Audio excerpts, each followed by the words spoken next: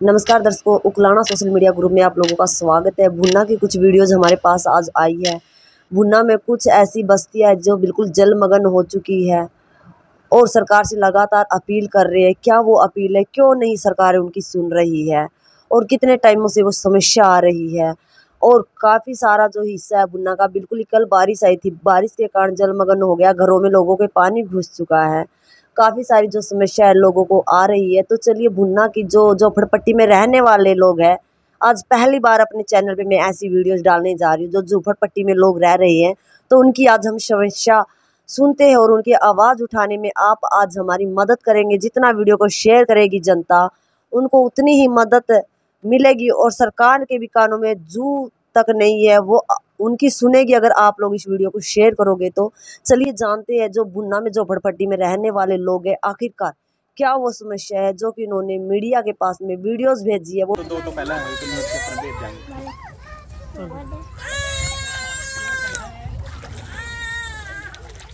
हाँ जी अजय जी, आप किस मुद्दे पे आए हैं यहाँ पे? देखिए, आज भुन्ना शहर का जो दौरा लगाया और इस गरीब बस्ती में मुझे आने का अवसर मिला, क्योंकि ये गरीब परिवार जिनके पास कोई सहारा नहीं है,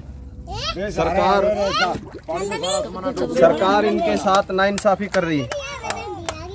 सरकार ऊपर से कह रही है कि हम गरीबी हटाएंगे और जो मकान है वो पक्के बना के देंगे, लेकिन इन लोगों के साथ निरंतर अनदेखी की जा रही है। क्योंकि भुन्ना के अंदर जो ये हमारे समाज के लोग खड़े हैं, इनके वोट भी है, इनके सारा कुछ सरकारें लेके चली जाती है और चुनाव के टाइम पर आती है। इनके बीच में कोई भी आने वाला व्यक्ति नहीं है, सरकार का नुमाइंदा नहीं है।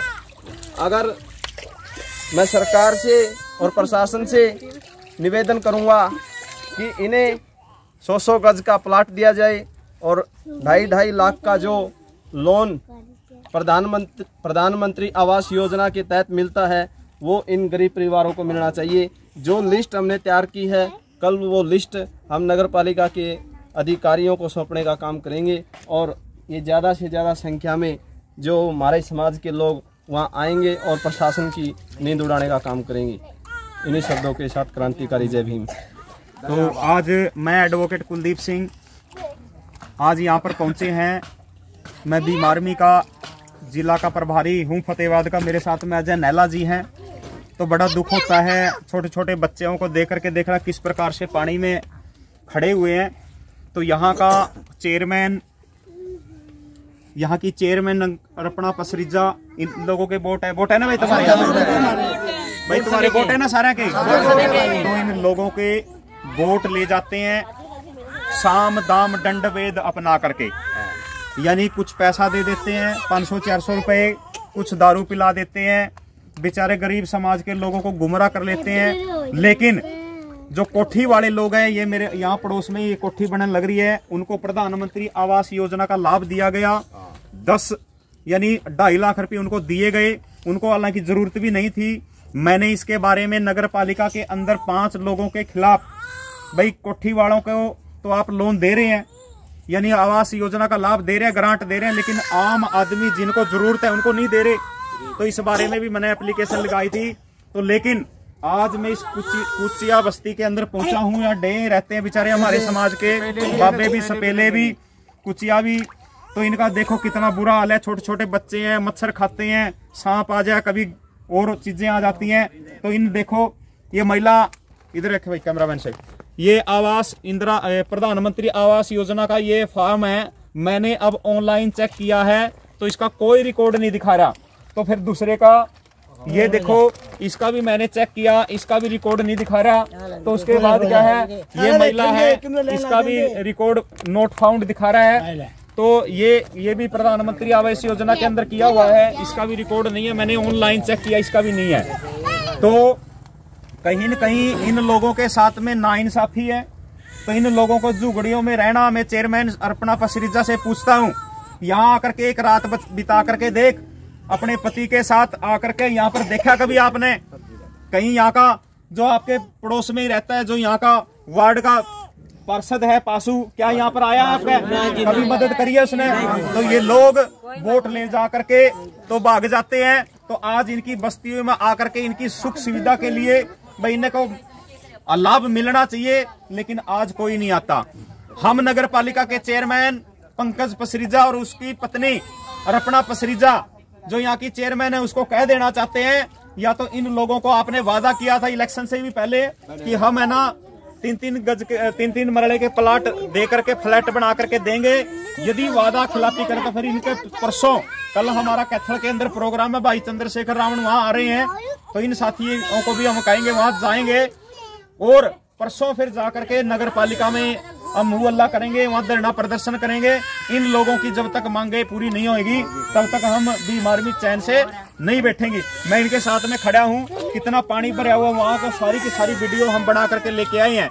तो इन लोगों का भी इसमें भुन्ना के अंदर हिस्सा है। यहाँ वोट है इनके आधार कार्ड सारी फैमिली आईडी सब कुछ यहाँ बनी हुई है, लेकिन इन लोगों को कोई सुविधा नहीं दी गई। तो इसलिए सरकार बड़े बड़े वादे करती है। आज हमने कुछ महिलाओं के कुछ ये जो लोग हैं पात्र लोग हैं इनकी हमने एक लिस्ट तैयार करी है जिसके अंदर करीब 18 लोग हैं।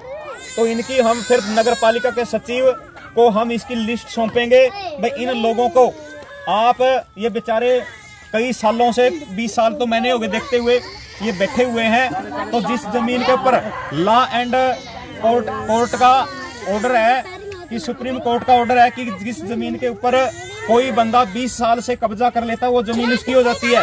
तो इस जमीन की रजिस्ट्री करवाओ और इनके प्लाट दे करके इनको आवास योजना का लाभ दिया जाए, और नहीं देंगे तो फिर हम इनके साथ में नगर पालिका में चलोगे सारे के सारे नगर पालिका में बैठने के लिए तैयार हो तो हम नगर पालिका में बैठेंगे और फ्री में इन लोगों को आवास योजना का लाभ दिलाएंगे।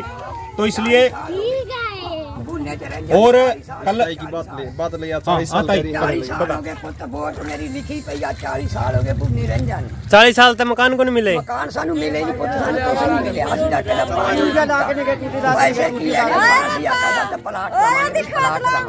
वोट किस तरह दिए थे बुना? वोट जेड़ा बन जाता कोई सरपंच मैंबर मैनू दे दो, तुहाडे मकान पा दांगे, असि उसे नू पा देंगे।